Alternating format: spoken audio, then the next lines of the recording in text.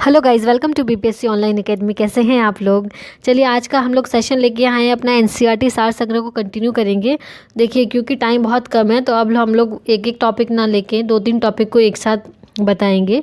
और आप लोग भी जल्दी जल्दी से रिवीजन कीजिए क्योंकि 12 फरवरी को according to BPSC calendar exam होने वाला है, जो कि जहाँ तक मुझे लगता है 90% चांसेस है कि उसी डेट में होगा कैलेंडर के अकॉर्डिंग ही। तो हम लोग उसी के हिसाब से ही तो अपनी प्रिपरेशन चालू रखेंगे और हम लोग 2-3 टॉपिक को करके जल्दी जल्दी ये इस एनसीईआरटी का जो सार संग्रह उसको ख़त्म करेंगे। ठीक है, तो वो 2-3 टॉपिक जल्दी जल्दी करेंगे तभी हो पाएगा। ठीक है, आज के जो हम टॉपिक में करने वाले हैं आपका काउंसिल ऑफ मिनिस्टर करेंगे हम लोग। ठीक है, काउंसिल ऑफ मिनिस्टर करेंगे, अटॉर्नी जनरल करेंगे, council of minister, attorney general of India and CAG, ये 3 टॉपिक हम करेंगे। इसमें से जो भी इम्पोर्टेंट होंगे वो सारे हम टॉपिक पॉइंट है हम इसमें देखेंगे। तो चलिए शुरू करते हैं हम लोग। सबसे पहले है केंद्र सरकार का प्रमुख कौन होता है, यानी सेंट्रल गवर्नमेंट का जो हेड कौन होता है, वो प्राइम मिनिस्टर होते हैं। ठीक है, और प्रधानमंत्री की नियुक्ति किसके द्वारा होती है, ये प्रेसिडेंट के द्वारा होती है, नो डाउट। इसमें हम आर्टिकल नंबर 75 के बारे में जानते हैं। भारतीय संविधान के किस अनुच्छेद के अंतर्गत प्रधानमंत्री एवं अन्य मंत्रियों की नियुक्ति मंत्रिपरिषद के आकार एवं उत्तरदायी का निर्धारण करता है। तो ये किस में करता है, आर्टिकल नंबर 75 में करता है। यानी कि कैबिनेट और मिनिस्ट्री की जो आकार होता है ना, नंबर होते हैं, वो कौन डिसाइड करता है, किस आर्टिकल के तहत आता है, तो आर्टिकल नंबर 75 के अंदर आता है ये। ठीक है, भारत का प्रधानमंत्री बनने के लिए न्यूनतम आयु कितनी होनी चाहिए, न्यूनतम आयु होनी चाहिए 25, जो कि लोकसभा के सदस्य की नंबर है। देखिए प्रधानमंत्री जो होता है जनरली लोकसभा के मेंबर होने चाहिए। ठीक है, आमतौर पर जितने भी रहे हैं वो सारे लोकसभा के ही मेंबर हैं, इसलिए जो एज है ये 25 ईयर है। लेकिन 2 प्रधानमंत्री अभी तक ऐसे रहे हैं जो लोकसभा के नहीं राज्यसभा के सदस्य रहे हैं। पहले रहे हैं आपके इंदिरा गांधी जी, जो जब प्रधानमंत्री बनी थी तो राज्यसभा की सदस्य थी, श्रीमती इंदिरा गांधी। एंड दूसरे रहे हैं आपके डॉक्टर मनमोहन सिंह। ये 2 जो रहे हैं वो राज्यसभा के मेंबर रहे हैं, ना कि लोकसभा के, मनमोहन सिंह जी। ठीक है, ये ध्यान में रखना है हमको। 2 मेंबर हमारे राज्यसभा के रहे हैं। जनरली सारे लोकसभा के होने चाहिए, लेकिन ये 2 मेंबर हम राज्यसभा के रहे तो उसमें भी कोई आपत्ति नहीं है इस चीज़ में।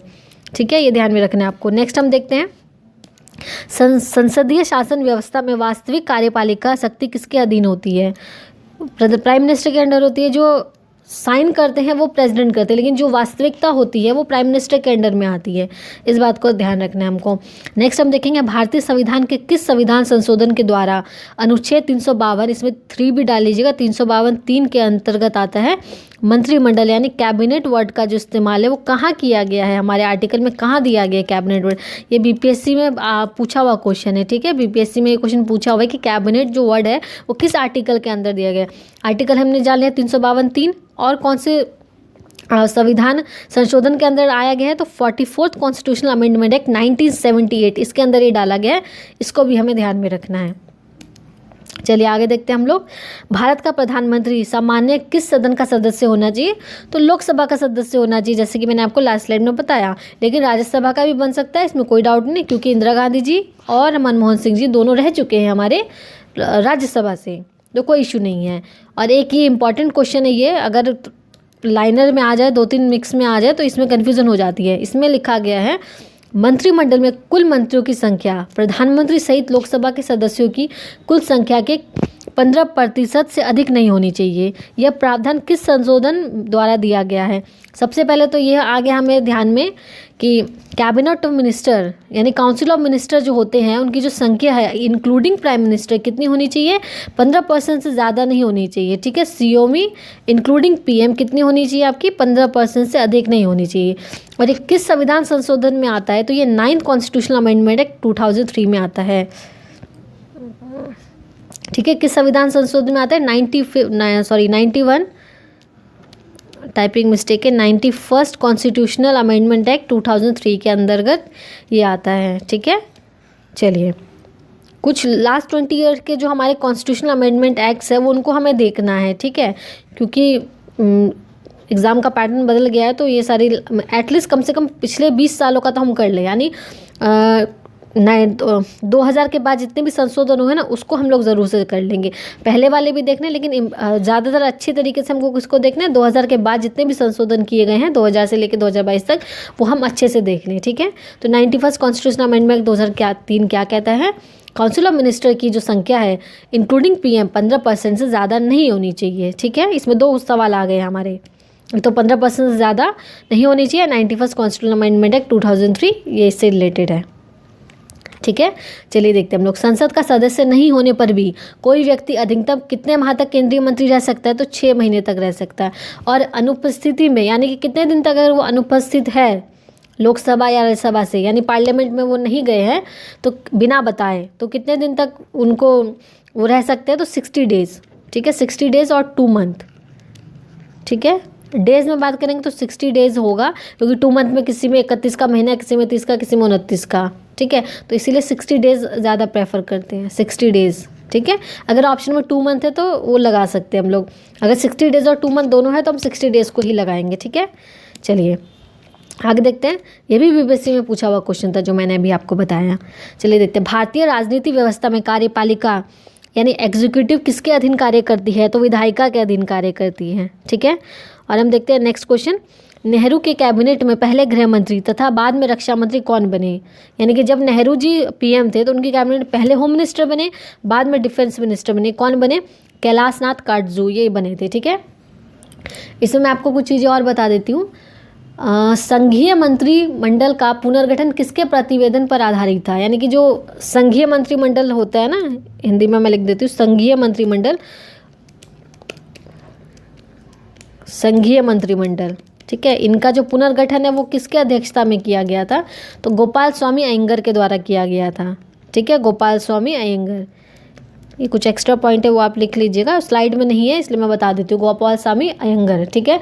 और ऐसे कौन से प्रधानमंत्री रहे हैं जो कभी भी संसद में उपस्थित नहीं रहे हैं, जो संसद में कभी नहीं गए हैं, तो कौन से रहे हैं आपके, चौधरी चरण सिंह जी, ठीक है। संसद में कभी भी उपस्थिति नहीं दी इन्होंने, वो थे हमारे चौधरी चरण सिंह जी, ठीक है। और नो कॉन्फिडेंस मोशन पास में फेल हो जाने वाले कौन थे, विश्वनाथ प्रताप सिंह थे, ठीक है। दो क्वेश्चन है, आप लोग देख लेंगे। एक तो संसद में कभी भी नहीं गए चौधरी चरण सिंह जी, दूसरा नो कॉन्फिडेंस मोशन को में फेल हो जाने वाले कौन थे आपके, विश्वनाथ प्रताप सिंह थे, ठीक है। नो कॉन्फिडेंस मोशन मतलब विश्वास पत्र कहा जाता है हिंदी में उसको, ठीक है। ये बात ध्यान में रखनी है आपको। चलिए आगे देखते हैं हम लोग, स्वतंत्र भारत के प्रथम वित्त मंत्री कौन बने हैं, तो ये कौन थे, आर.के. शंखमुखम चेट्टी, ये क्वेश्चन भी पूछा जा चुका है एक बार, ठीक है। आर.के. शंखमुखम चेट्टी, ये हमारे स्वतंत्र भारत, ये ध्यान में रखना है, स्वतंत्र भारत, सिर्फ भारत नहीं है, स्वतंत्र भारत है, ठीक है। भारत के किस प्रधानमंत्री का विदेश में निधन हो गया था, विदेश में निधन हुआ था, तो वो थे लाल बहादुर शास्त्री जी, ठीक है, जिनका निधन बाहर में हो गया था, जो कि अभी तक एक मिस्ट्री बनी हुई है, ठीक है। तो कौन सी जगह हुआ था ये आप लोग कमेंट सेक्शन में बताएंगे। अपने प्रधानमंत्री काल में, ये मैंने आपको बता दिए, एक बार भी संसद में नहीं गए थे, चौधरी चरण सिंह जी थे, ठीक है। आगे हम देखें, संविधान के किस अनुच्छेद में मंत्रिमंडल शब्द का प्रयोग किया गया, ये आर्टिकल 352(3) रहा है, और अमेंडमेंट भी बता दिया था। चलिए अब एजीआई के बारे में हम देखेंगे। अटॉर्नी जनरल ऑफ इंडिया, ये कौन होते हैं हमारे, अटॉर्नी जनरल ऑफ इंडिया जो होते हैं वो लॉ ऑफिसर होते हैं, फर्स्ट लॉ ऑफिसर होते हैं इंडिया के, ठीक है। एजीआई कौन होते हैं, फर्स्ट लॉ कमिश्नर होते हैं, लॉ ऑफिसर होते हैं इंडिया के, ठीक है। प्रथम की बात करें तो कौन थे, तो एमसी सीतलवाड़ थे पहले, ठीक है, पहले कौन थे, एमसी सीतलवाड़ थे। और अभी करंट में कौन है हमारे, करंट में बताइए, आर वेंकट रमनी जो है वो current AGI, are Venkat Ramani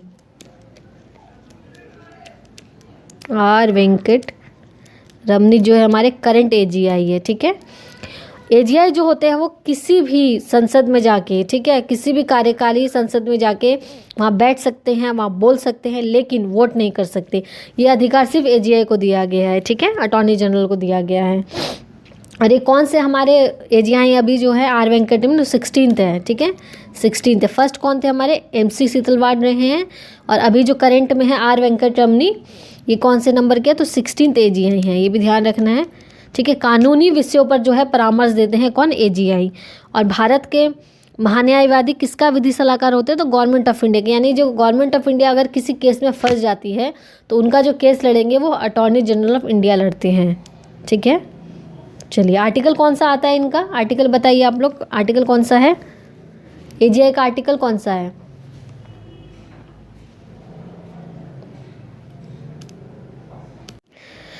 article number 76 आता है। ठीक है, आर्टिकल नंबर 76 एजीआई का जो है वो आर्टिकल नंबर 70 से, मैं यहाँ लिख देती हूँ, एक second. Article 76 AGI and CAG का आता है 148 से लेके 151। ठीक है, ये आर्टिकल है इनसे रिलेटेड, 148 से लेके 151 और एजीआई का है 76। प्रथम हो गए एमसी शीतलवाड़ और करंट में हो गए 16th वाले आर वेंकट रमनी, ये ध्यान में रखना है। और ये किसको सलाह देते हैं, तो गवर्नमेंट ऑफ इंडिया को देते हैं। और ये जो पोस्ट होती है अटॉर्नी जनरल की, कॉन्स्टिट्यूशनल पोस्ट है। ठीक है, संवैधानिक पोस्ट है, क्योंकि आर्टिकल जब जिसमें आ जाता है तो वो कौन सी पोस्ट हो जाती है, वो संवैधानिक पोस्ट हो जाती है।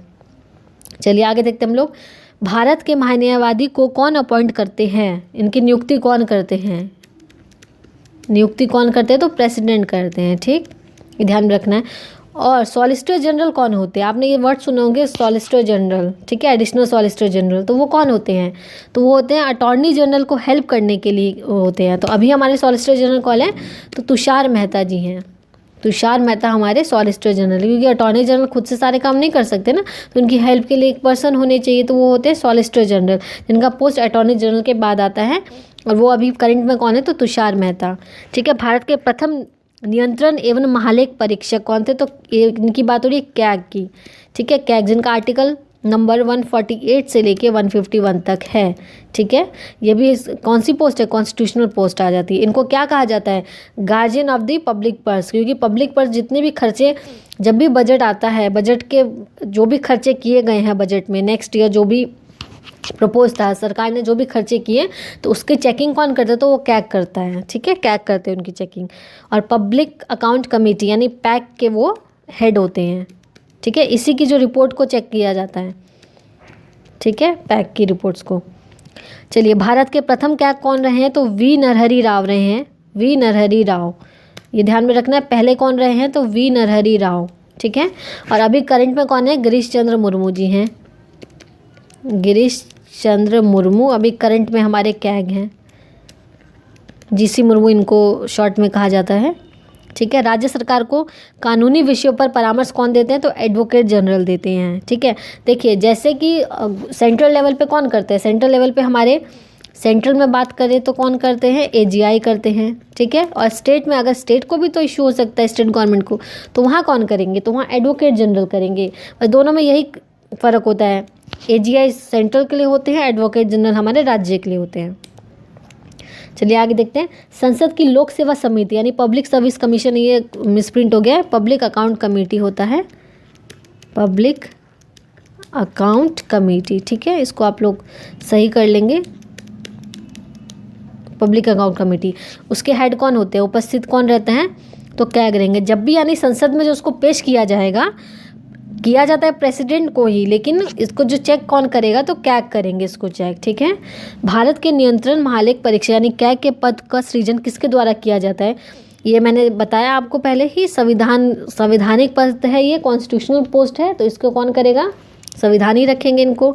भारत का नियंत्रण महालेख यानी कैग किसका मार्गदर्शक होता है, तो पैक कर होते हैं। ठीक है, पैक के होते हैं ये। ठीक है, पब्लिक अकाउंट कमेटी। और इस पैक में कितने मेंबर्स होते हैं, तो 22 मेंबर्स होते हैं। ठीक है, 15 मेंबर्स होते हैं आपके लोकसभा से और 7 मेंबर होते हैं राज्यसभा से। ठीक है, ऐसे आगे पीछे भी हो सकते हैं, लेकिन इसमें 15 से ज़्यादा नहीं होने चाहिए लोकसभा से, इसमें 7 से ज़्यादा नहीं होने चाहिए। टोटल कितने होते हैं, 22 मेंबर्स होते हैं इसमें। आगे देखते हैं हम लोग, कैग का जो कार्यकाल होता है वो कितने वर्ष का होता है, या तो 6 वर्ष का होगा या तो 65 वर्ष की आयु, जो पहले हो जाए। ठीक है, ये होता है।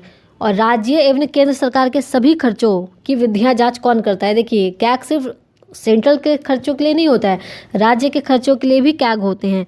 जो गवर्नर जो है इनको आगे सबमिट करते हैं तो कैग को ही करेंगे, ठीक है। दोनों के जो खर्चे होते हैं वो उसका नियंत्रण कौन करते हैं, कैग करते हैं। अब कैग की बात हो रही है तो इनकी जो सैलरी है नियंत्रण एवं महालेख के पेंशन व भत्ता आएगा, यहाँ पे टाइपिंग मिस्टेक है, कहाँ से दिए जाते हैं तो कंसोलिडेटेड फंड ऑफ इंडिया से दिए जाते हैं। एक होता है कंटीजेंसी फंड, एक होता है कंसोलिडेटेड फंड, ठीक है। कॉन्स्टिट्यूशनल पोस्ट के लिए जितने भी सैलरी दी जाती है वो कंसोलिडेटेड फंड से ही दी जाती है, ठीक है। आगे देखते हैं हम लोग। अभी इंग्लिश में लिखा हुआ है कुछ बातें, CAG can not hold government post after retirement, ये सबसे इम्पॉर्टेंट है, ठीक है। ऐसे जनरली किसी भी सरकारी पोस्ट में ऐसा नहीं है कि वो रिटायरमेंट के बाद काम नहीं कर सकता, लेकिन कैग के साथ एक ये संविधान जो मतलब संवैधानिक चीज़ें जोड़ी गई हैं कि जब वो रिटायर करेंगे कैग तो किसी भी गवर्नमेंट पोस्ट में वो नहीं रह सकते हैं, ठीक है। ये बात ध्यान में रखना है। अब आर्टिकल 148 की बात करें तो अपॉइंटमेंट और रिमूवल दोनों आ जाता है कैग का, ठीक है। 149 में आ जाता है function and power of CAG, and 150 में आ जाता है advice to the president on drafts of the union and the states, मतलब एडवाइस देते हैं। और 151 में क्या आ जाता है, ऑडिट रिपोर्ट। आप लोग याद रखें 148 कैग के अपॉइंटमेंट से रिलेटेड है एंड 151 कैग की अपॉइंटमेंट ऑडिट रिपोर्ट से रिलेटेड है, ठीक है। ये सबसे इंपॉर्टेंट है आर्टिकल है, ठीक है। आर्टिकल इंपॉर्टेंट है, मैंने बताया था ना आपको फर्स्ट स्लाइड में ही कि आर्टिकल नंबर 148 टू 151 जो है वो कैग से रिलेटेड है, तो यही बातें इसमें बताई गई हैं, ठीक है। आपको दो आर्टिकल याद रखना, 148 एंड 151 इंपॉर्टेंट है। एक बार हम लोग देख लेते हैं कौन कौन सी चीज़ें छूट गई हैं।